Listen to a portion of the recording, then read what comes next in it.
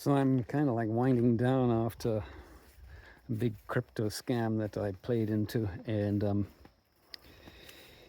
the lessons that I've learned from it, which actually are weirdly beneficial in a costly way in terms of dollars, but in terms of like down the road dollars, actually very important because as I got super rich very quickly, I started to look at and explore from a place of like, here's the money, go do it. And from that place, and it was like, oh my goodness, I can do this, that, and the other. And it had me exploring, you know, family stuff I'd like to do and to heal there. Um, that was the main one, but there was like all of the other stuff, which is around the coaching and the book that I'm writing and getting and actually setting up systems with people that can help me to move this to a much bigger level. And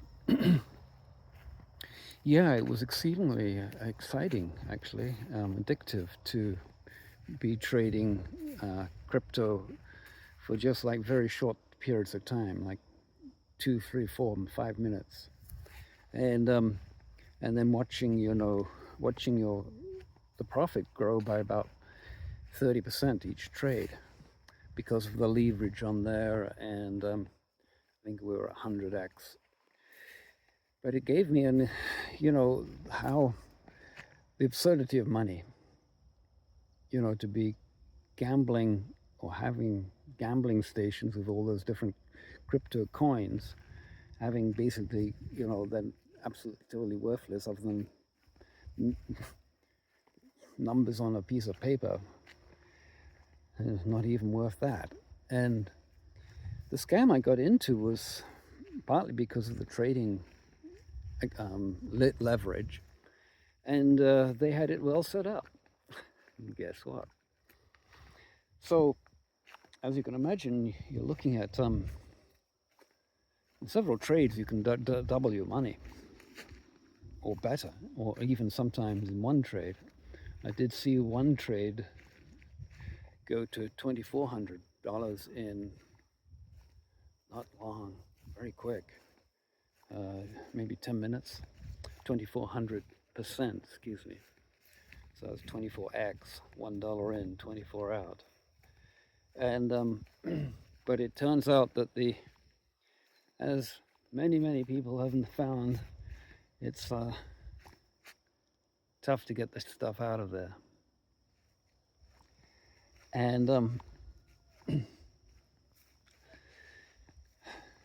when I finally got to that stage after having lost it all, I think it was at 69,000, which to me is a lot of money. I mean, a lot of money. I'm on food stamps. And yeah, so it's a lot of money. And suddenly it was gone. And so that was one level of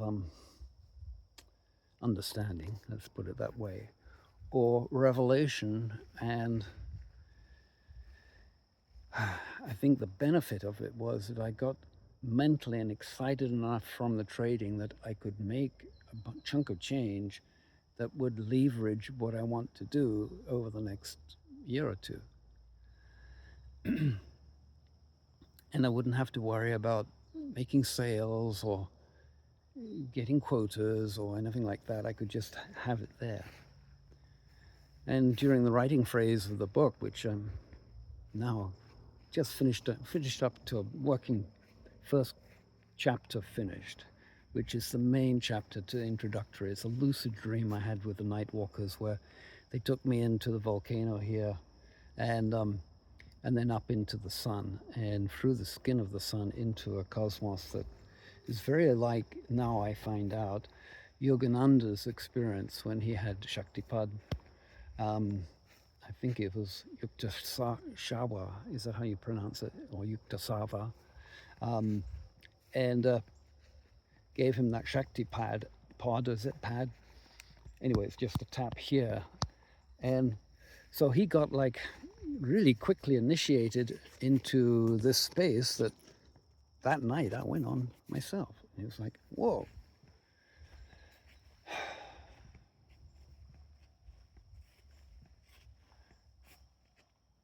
Yeah, it changed my life. Within a month, I'd moved back here, or moved to Hawaii. This is my putting green. And we've walked down half the property that I bought for 50,000. Well, there's about 50,000 at that time that my mum I inherited from my mum. God bless you, sweetheart, because it gave me this 3 acres, and this is the bottom cabin. I'm just doing some renovations and a new solar system on, ready to go on. Here's a cacao, chocolate. Here's a betel nut, and yeah, this is all this aloe fern, and the trees up there are called ohia. They have like this beautiful red blossom on them. Excuse me. So yes, I guess I'm finding my voice. The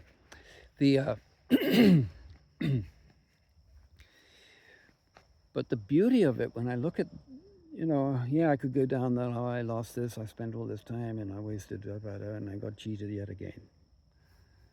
That's not what I see it as. How I see it is like, I took the risk. It didn't pay off, but if I hadn't done, I wouldn't have learned a lot about myself very quickly. And I believe in that highly excited state of trading when you can make, certainly you're seeing 30, 50% on each trade in a few minutes. You get like this, that rush, which really has affected my neuroplasticity, I'm sure. And in terms of like, all the excitement and everything that goes with it, all the fear, all the apprehension, yeah, it was tough. One trade I made, the last trade I made quite a bit. I think it was like 50 or 60,000. And that was in like 5 minutes. And when I finished that, I lay on the floor and I just sobbed. It felt like this huge abundance that was pouring into me. And that's what I really want to share with you today, is that, we all are incredibly abundant.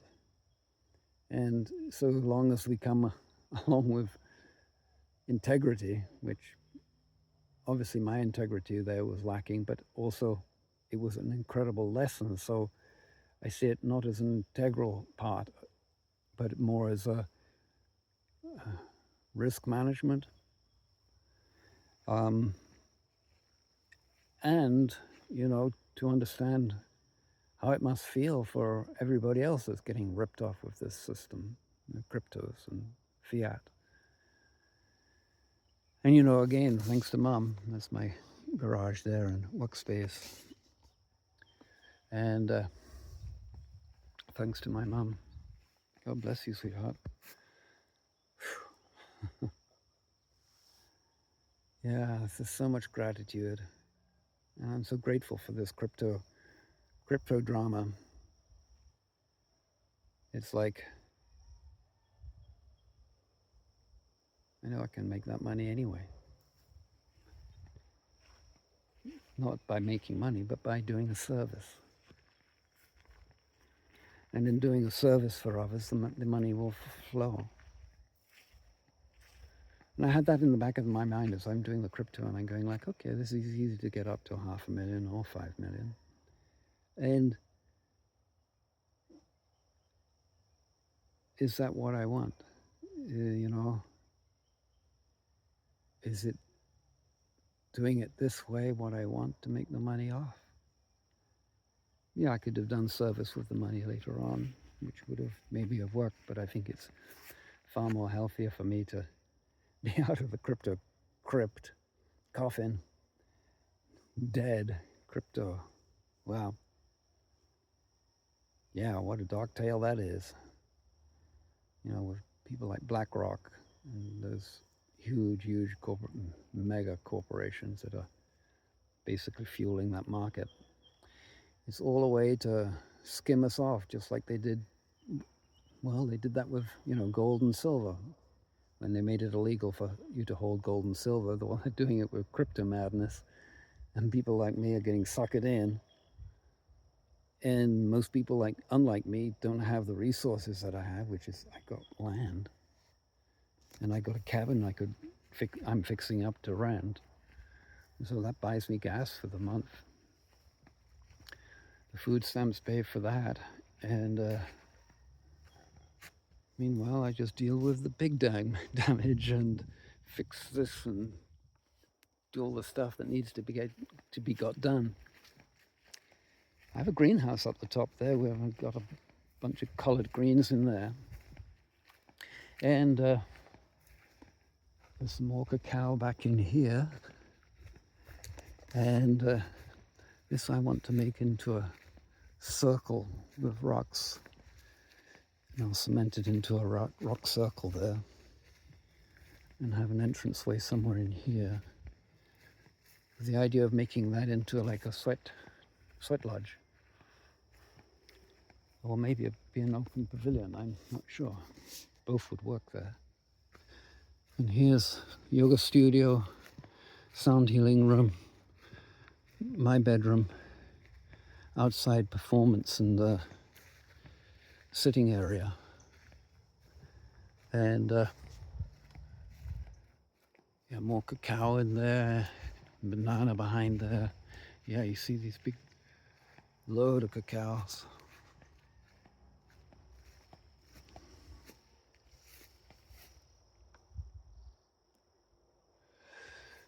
So over the last 40 years, no less,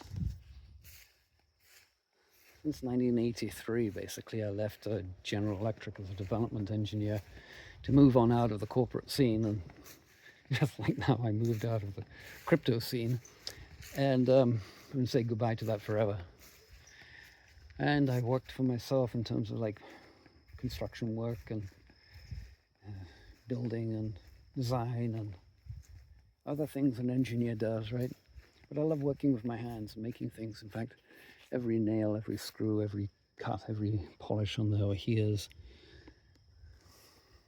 were done with these hands. That one and that one. And yes, I'm really lucky, grateful. Oh, here's another cabin. I'm just about to put a kitchen on off the little kitchen off the side there, and it's got a 3-piece in one of the rooms. And oh yeah, oh look at this. This is a greenhouse, and I capture the water here. And we've got the collard greens in here. Yum. Tomatoes, basil. This is a cacao that I'm saving. It dried out and somebody neglected it. Guess that was me. Yeah, so look at this beauty. And it all came out of this dream, this lucid dream I had with the night walkers. I guess they were the night walkers.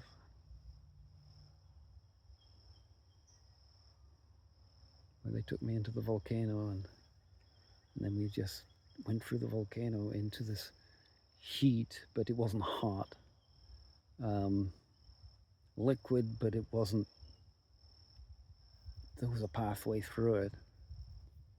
And then from there into this elevator sequence, I give more detail in the book. In fact, download the first chapter if you like, and get on the list. And then up in this elevator, like a glass elevator, that we went, and I looked up and it was going straight for the sun.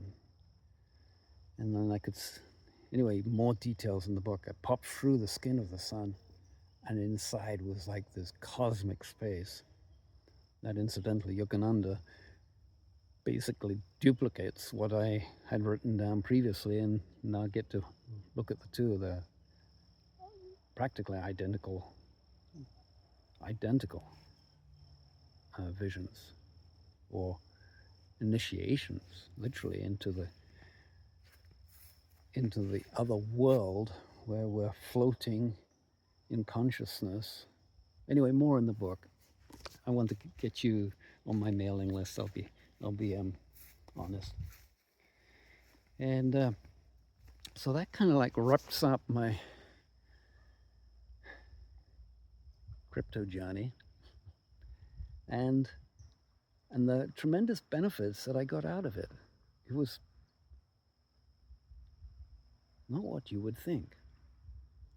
What I'm saying is, yeah, I made a lot of money, but lost it all a couple of times. C'est la vie. But the lessons were the feeling that I got in that abundant place, believing then that I had, 50K, say, or 500K. I didn't actually get that far, but it was like the next week if I'd done it. And or if I didn't get scammed more. And that whole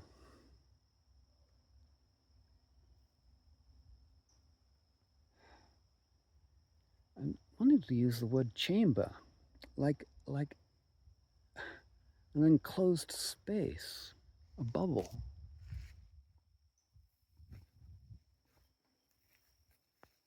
Where you're totally weightless, like if I were to levitate and just, if I were to levitate, imagine it. I guess it's probably very similar, if not the same.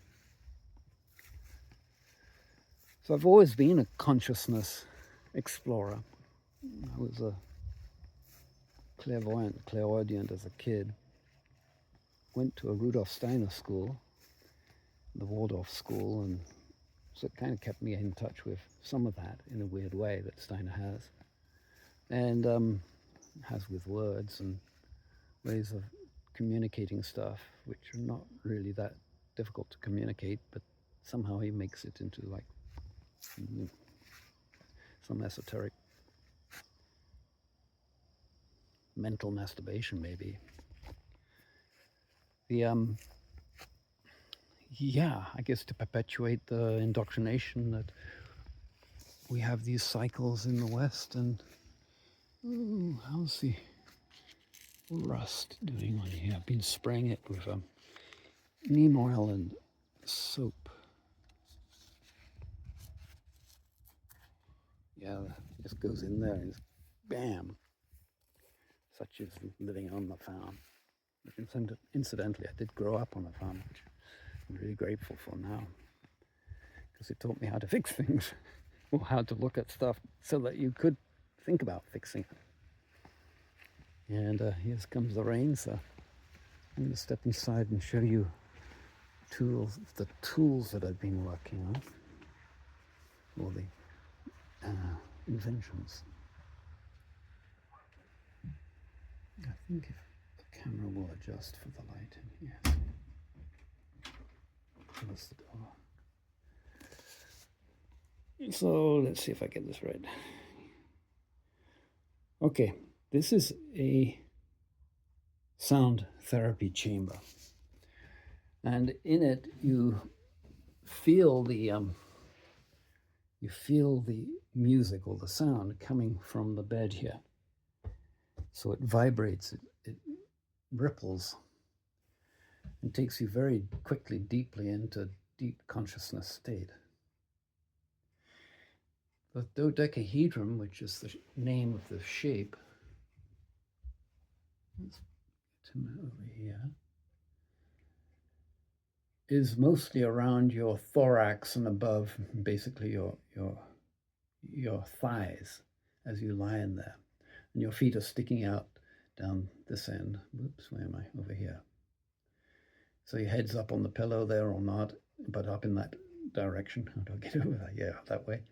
And then so you feel the ripples coming from the music with these transducers that I installed and engineered for that effect on the body, which is like a musical massage, deeply relaxing, really quick.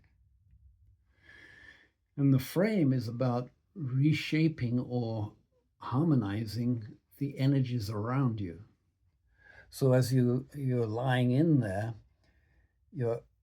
the sculpting effect of the shape on energy fields has a particular type of print.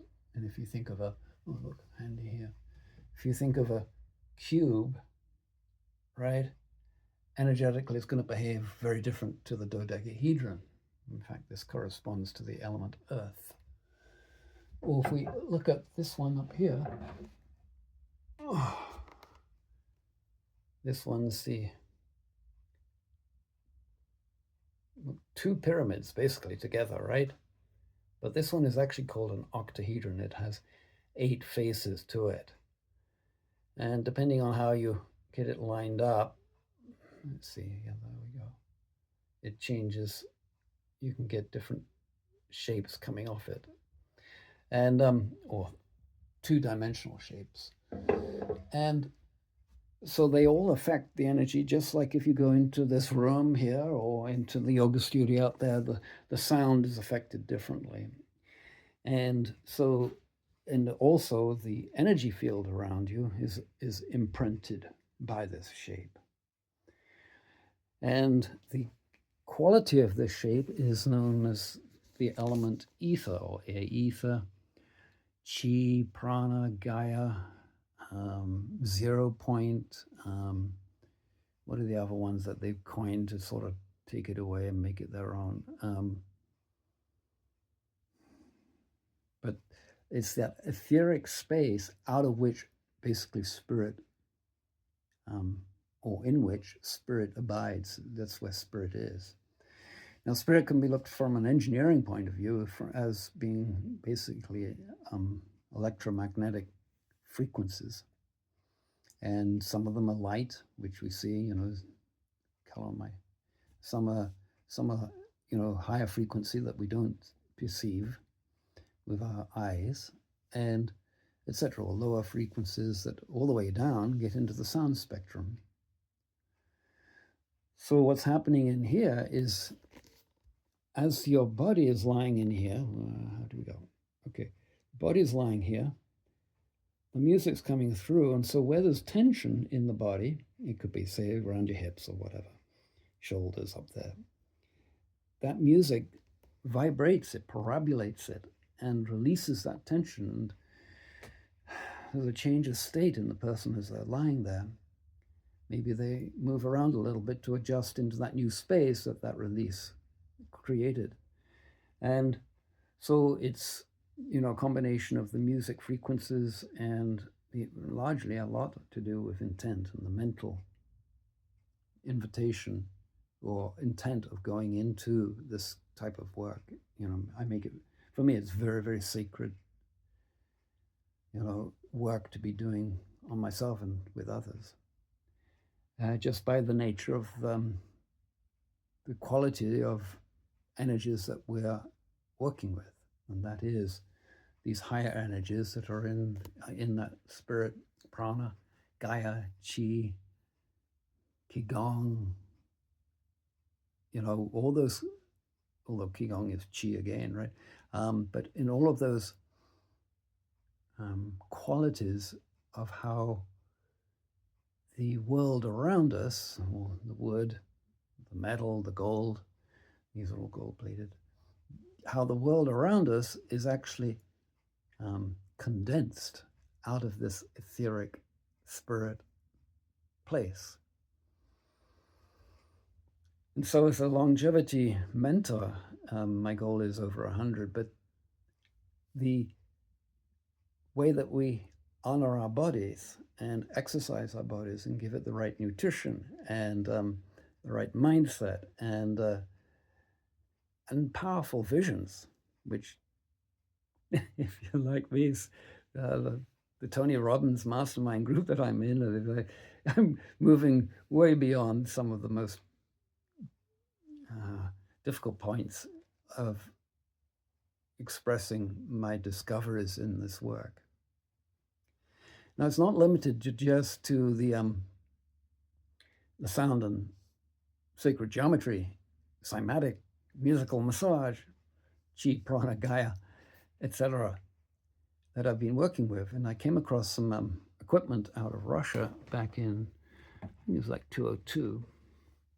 And this is actually the original model of that I got, or electrotherapy device, that I got from Professor Ravenko from the master's training in London.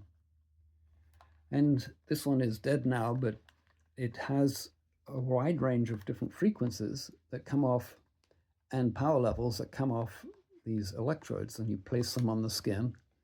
And if it was on, it would go beep as it goes on, and it would beep if it goes off. But it measures, it's basically a biofeedback device that's now measuring and feeding back the electrical current to that tissue underneath. And the number one discovery that I made out of that work was that it's hugely on the onus of mitochondrial health, which is in turn hugely measurable by the amount of voltage that's available across the so-called membranes around the mitochondria.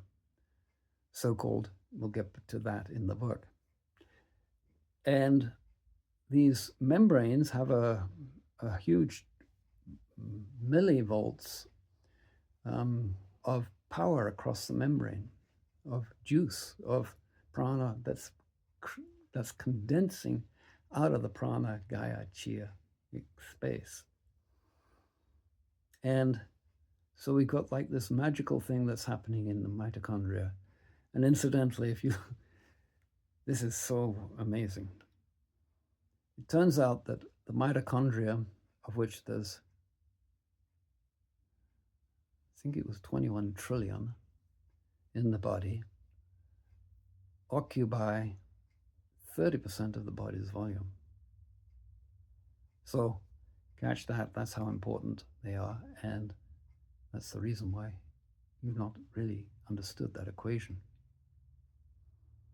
So more, get on my email list, my newsletter, planning on a monthly newsletter, and then I have, if you're interested in coming here to Hawaii and when studying with me, getting you into shape and health and hiking and doing all the good things that I do here. This is my Ashtanga yoga studio. I'm in here most mornings of the week, like 4 or so. 5, not yet, but I'm at 3 and 4. And yeah, so that Ashtanga process has really deepened my stamina, both mentally to do the practice and physically.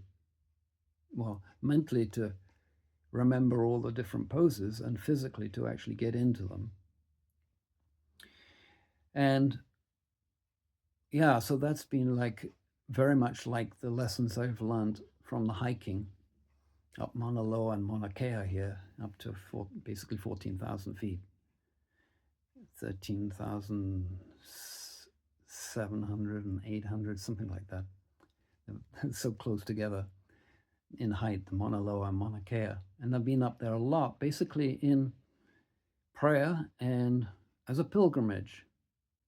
And my pilgrimage, basically, bottom line, is to see this planet as a emerald and green and blue planet, and with healthy, vibrant people that are not slaves and understand and think beyond the limitations of their present belief structure. BenedictHoward.com. God bless. We'll talk soon. Well, check me out at Benedict Howard on YouTube, Benedict Howard on Facebook. I'm not much there anymore. And Benedict Howard on LinkedIn for about my mentoring, longevity mentoring as a longevity architect. That's basically the model that I'm using for conveying what I do. Yeah, it's the longevity warriors. And so let's get on with it. We just need an army of us with the right mental constructs, and kabam, we can change the whole lifespan on huge numbers of the population within a few generations. So Won't need any more births. Well, we'll see. Mahalo for watching this far. Really appreciate it. Again, my name is Benedict Howard. God bless.